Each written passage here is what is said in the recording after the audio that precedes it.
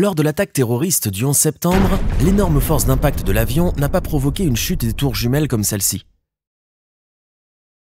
Au contraire, les tours sont restées debout pendant plus d'1 heure. Cependant, à la surprise générale, les tours se sont ensuite effondrées comme un château de cartes, une chute verticale. La principale raison de cet étrange effondrement est la conception structurelle de la tour, la conception des piliers périmétriques. Les planchers en béton du World Trade Center sont soutenus par ces poutrelles. Lors de l'écrasement de l'avion, la combustion du kérosène a augmenté la température et provoqué leur affaissement. Pouvez-vous dire quel est l'effet d'un plancher lourd qui s'affaisse sur le bâtiment? Attendez, nous allons trop vite. Pour bien comprendre la physique de l'effondrement, il faut d'abord comprendre la géométrie et les détails de la conception de ce bâtiment. Le concept de pilier périmétrique prend vie lorsque vous réorganisez les colonnes uniformément réparties d'un bâtiment pour en faire des piliers dans des piliers. Ces espaces de bureaux étaient incroyablement élégants, pratiques et spacieux, sans colonnes gênantes à l'intérieur des zones de bureaux. C'est la seule raison pour laquelle les ingénieurs ont choisi cette conception unique de piliers périmétriques pour les 2 gratte-ciel. Pour bien comprendre ce choix, comparons rapidement la conception de ces 2 bureaux à celle de l'emblématique Empire State Building. Comme vous pouvez le constater, les colonnes gigantesques occupent une grande partie de la surface utile des bureaux. Si vous regardez de près, vous remarquerez qu'il n'y a pas une seule colonne extérieure sur toute la hauteur de la tour. Il s'agit plutôt d'un ensemble de panneaux préfabriqués. Un seul panneau se compose de 3 colonnes s'élevant sur 3 étages. Ces panneaux sont ensuite maintenus ensemble par des plaques d'allège. Les ingénieurs ont connecté ces panneaux dans un ordre croissant de hauteur de manière répétée plutôt que d'adopter une approche directe. Cette méthode a permis d'assurer une bonne rigidité aux colonnes extérieures.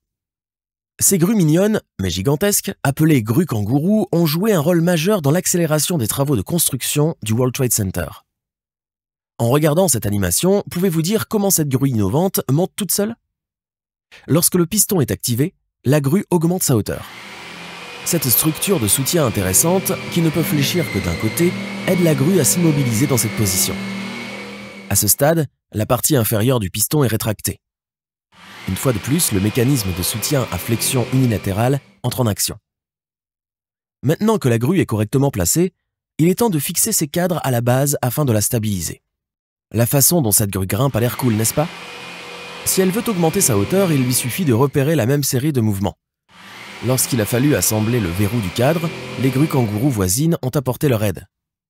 Les tours du World Trade Center ont été l'une des premières aux États-Unis à utiliser ces grues innovantes. Avez-vous remarqué ce que fait cet ouvrier? C'est en fait grâce à cette simple technique que les tours, après avoir été percutées, ont tenu plus d'1 heure avant de s'effondrer. Il s'agit d'un procédé d'isolation par mousse pulvérisée.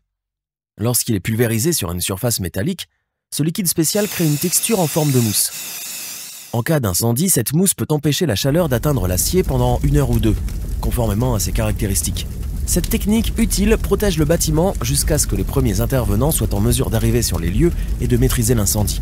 Les poutrelles et les colonnes des tours jumelles ont été recouvertes de cette mousse isolante. Il est maintenant temps d'explorer le 2e élément majeur de la conception, le noyau. Bien que le noyau n'occupe qu'un quart de la surface, il supporte la majeure partie de la charge de gravité de la tour.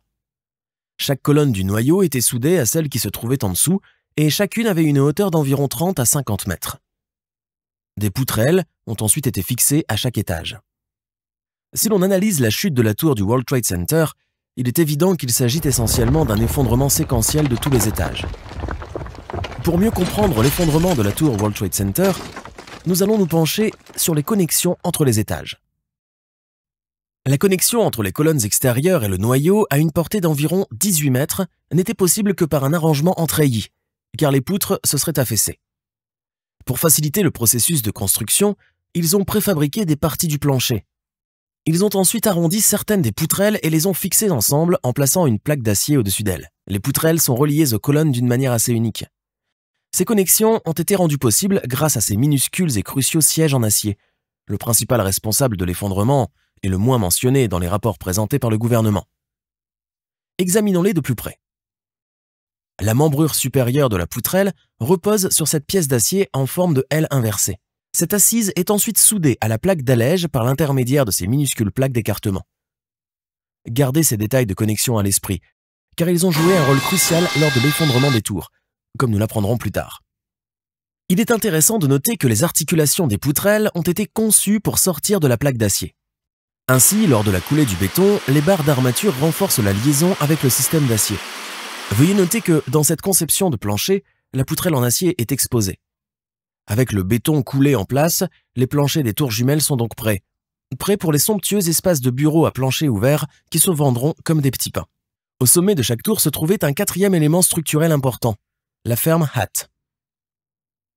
Cette énorme structure en treillis servait de pont entre le noyau et les colonnes extérieures. La fer en forme de chapeau servait également de support à une antenne située au sommet de la tour.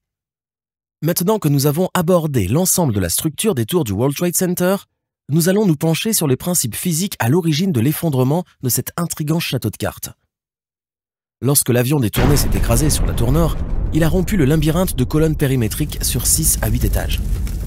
Cet accident a également endommagé environ 60% des colonnes centrales. Les ascenseurs et les cages d'escalier ont également été endommagés, piégeant environ 1600 personnes au-dessus de la tour. L'impact des Boeing aurait pu entraîner un tel effondrement de la tour, mais cela n'a pas été le cas, grâce à la solidité des fondations du bâtiment et à la présence de milliers de minuscules amortisseurs viscoélastiques dans l'immeuble. Ces amortisseurs à base de caoutchouc ont absorbé une partie de la force d'impact. En fait, ces amortisseurs ont conféré aux tours une incroyable flexibilité, de sorte que, par jour de grand vent, elles pouvaient osciller jusqu'à 30 cm. De plus, les tours sont restées solides pendant plus d'1 heure après l'impact, même après qu'un trou béant ait été laissé dans ces murs de colonnes. Cela a été possible parce que les colonnes restantes, tant celles du périmètre que celles du noyau, ont très bien supporté le poids du bâtiment au-dessus de la zone d'impact. Si les colonnes restantes ont fait un si bon travail, vous êtes peut-être curieux de savoir ce qui a conduit à l'effondrement de la tour. Le catalyseur de l'effondrement a été l'énorme augmentation de température qui a suivi l'accident. Une grande quantité de kérosène a brûlé vigoureusement sur ces 6 à 8 étages, provoquant un pic de température. Si les poutrelles n'avaient pas été recouvertes du revêtement thermique protecteur dont nous avons parlé plus haut dans la vidéo, la tour se serait probablement effondrée en seulement 10 à 15 minutes. Cependant, grâce au spray d'isolation thermique, l'effondrement a été retardé de plus d'1 heure. La combustion du carburant a fait grimper la température jusqu'à 1000 degrés Celsius. Bien que l'acier ne fonde pas à 1000 degrés Celsius, il se ramollit certainement et aurait provoqué l'affaissement des poutrelles, comme le montre l'illustration. Pouvez-vous imaginer l'effet d'un affaissement du sol en béton sur les piliers périmétriques?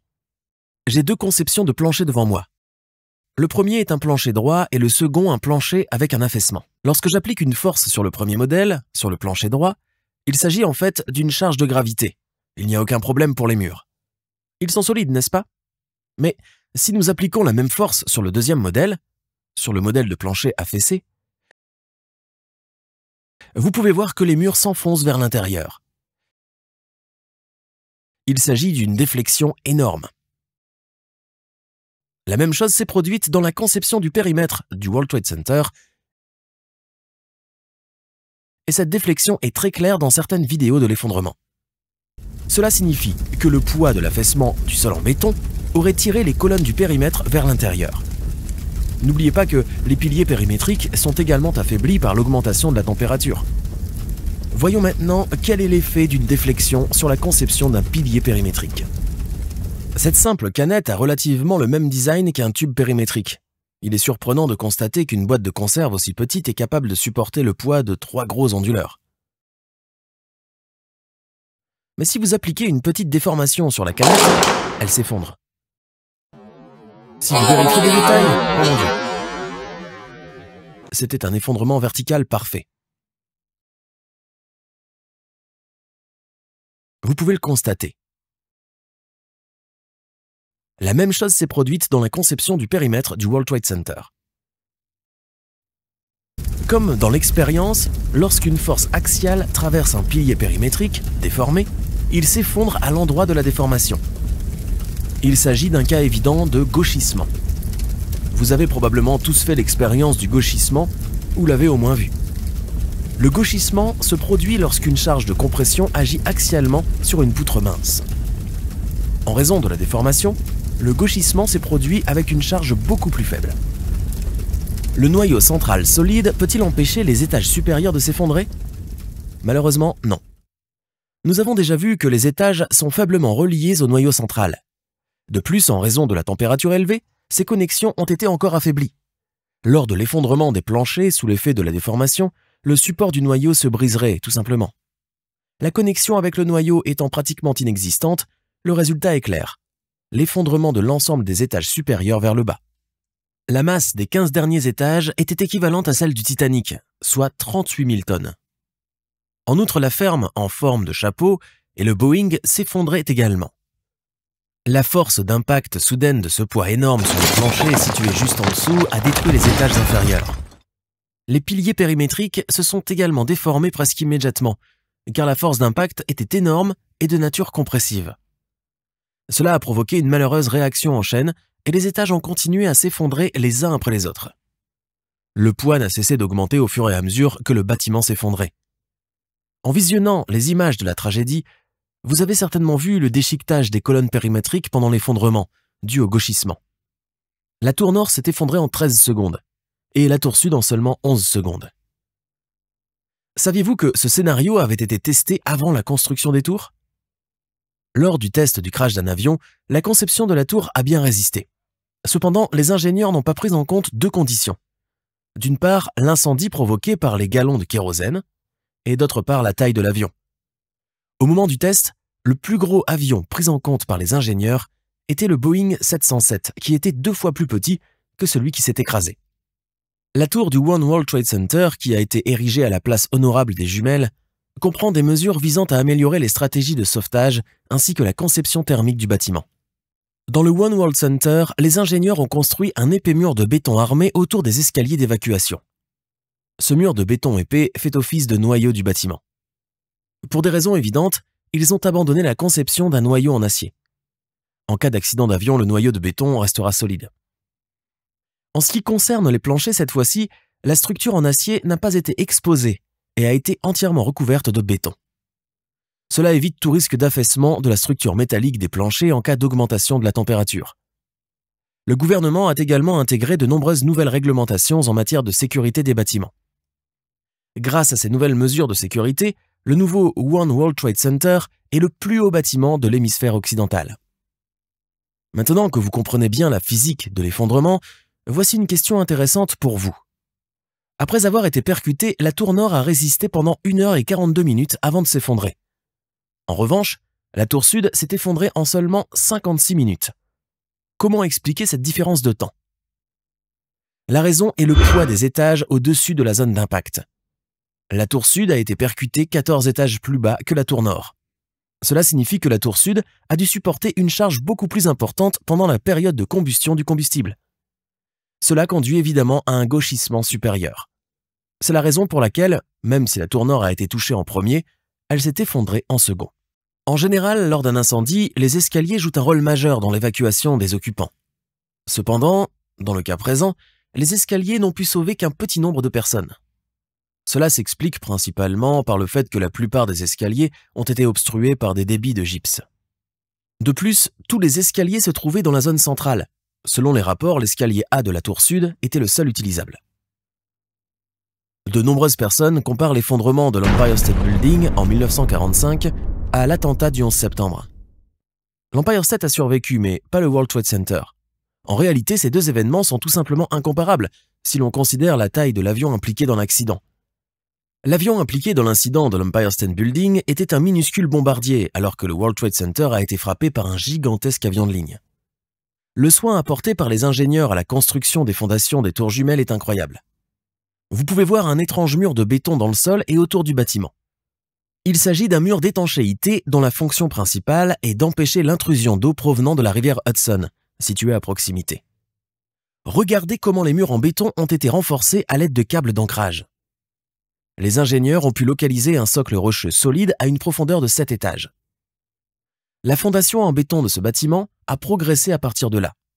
Les ingénieurs ont appelé cette nouvelle technologie de fondation une baignoire.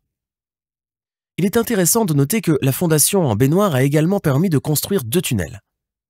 C'est principalement grâce à cette fondation solide que la force d'impact d'un avion aussi gigantesque n'a pas pu faire basculer le bâtiment.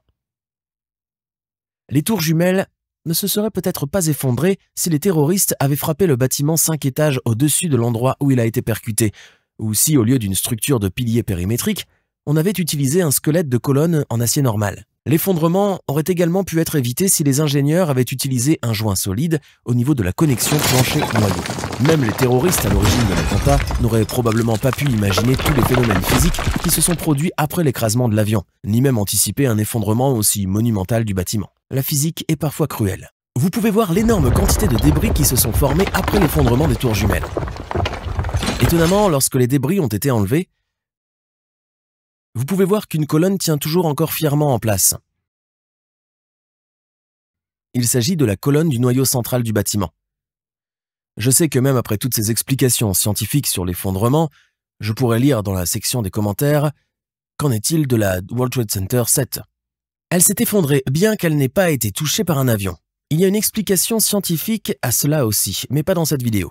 Elle dure déjà 15 minutes. Accordez-moi une semaine de plus, nous couvrirons également cette partie. En ce qui concerne cette courageuse colonne, elle a été déplacée dans un musée dédié au mémorial du World Trade Center, et cette colonne y est toujours debout. Si vous voulez que cette chaîne reste forte, soutenez-nous sur Patreon. Nous ne nous en sortons pas très bien financièrement. Nous espérons votre soutien. Prenez soin de vous. Bye bye.